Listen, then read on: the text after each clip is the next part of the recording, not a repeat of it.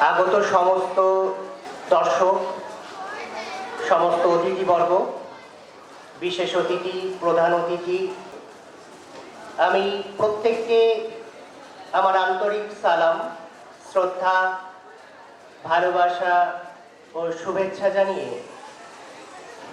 আজকের এই অনুষ্ঠানটাকে শুরু করতে চলেছি। আমি ছাত্রদেরকে নয়, বরং আজকে অভিভাবকদেরকে আমি দু চার কথা বলবো। ছাত্রদেরকে তো আমি বছরের বেশিরভাগ সময়টাই হাতের কাছে পাই অনেক কিছু বলার জন্য। অভিভাবকদেরকে আজ আমি যে কথাটা বলবো সেটা হচ্ছে আমাদের যে মিশন মানে টার্গেট, আমাদের যে টার্গেট, যে মিশন, আমাদের মিশনটা বর্তমান ইকরা মিশন। এই মিশনে যে সমস্ত অভিভাবকরা তার স্নেহের টুকরো তার ছেলে বা মেয়েকে এখানে ভর্তি করিয়েছেন, আমি প্রথমেই তাদেরকে একবার ধন্যবাদ জানাবো। ছাত্রদেরকে নিয়ে বড় স্বপ্ন দেখতে শিখুন। যদি স্বপ্ন বড় না হয় তাহলে বড় কোনো কাঙ্ক্ষিত লক্ষ্যে পৌঁছানো মুশকিল। আপনার যে ছেলে বা মেয়ে, আপনার যে সন্তান আছে, আমাদের সঙ্গে এমন অনেক অভিভাবক আছেন যাদের কোন আব্বাকে আমরা চিনি না, মাঝে মাঝে মা আসেন দেখা করতে। আমি তাদেরকে অনুরোধ করব যে আপনার সন্তানকে নিয়ে আমাদের সঙ্গে জুড়ে থাকুন। যদি স্বপ্ন বড় না দেখেন, সন্তানকে নিয়ে যদি ভাবতে না শেখেন, তাহলে এই সন্তান তো একটা সময় দেশের ভবিষ্যৎ হয়ে দাঁড়াবে। আপনি সারাদিনে যে নামাজ পড়েন, নামাজের মধ্যে ছেলে মেয়ের জন্য দোয়া রাখুন। নামাজের মধ্যে ছেলে মেয়েকে ভাবুন।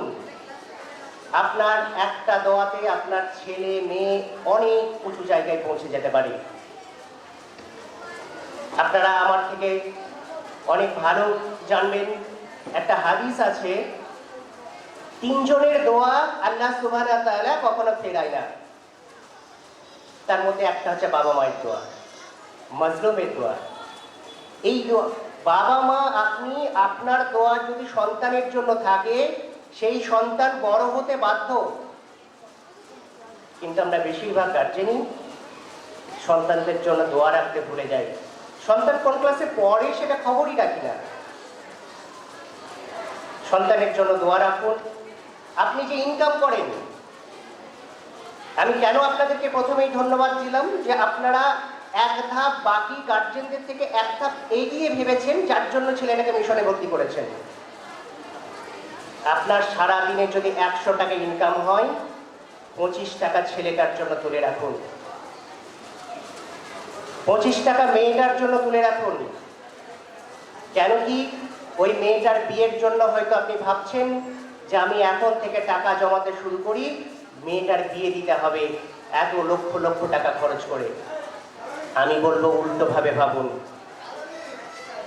যদি আপনি মেয়েটাকে একটা সুপ্রতিষ্ঠিত করেন, আপনার মেয়ে যদি আজকে একটা এমবিবিএস ডাক্তার হয়, একটা গাইনোকোলজিস্ট হয়, আপনার মেয়ে যদি আজ একটা ইঞ্জিনিয়ার হয়, আপনার মেয়ে যদি আজকে জেট ফ্লাইট চালনা করে, আপনার মেয়ে যদি আজকে নেভিতে পরিচালনা করে, প্রয়োজন হবে না আপনার মেয়ের বিয়ের জন্য টাকা জমানো। অর্থাৎ মেয়ের জন্য টাকা না জমিয়ে মেয়েটাকে জমিয়ে যান, এবং ওই মেয়ে, ওই ছেলে মানুষ হয়ে আপনার জন্য আপনার মৃত্যুর পরে দোয়া করবে, যেটা আপনার জন্য সাদকায়ে জারিয়া হয়ে থাকবে। আমি আপনাদের কাছে এই ছোট্ট একটা আকুতি, একটা আবেদন রেখে আজকের মতো আমি আমার বক্তব্য শেষ করলাম।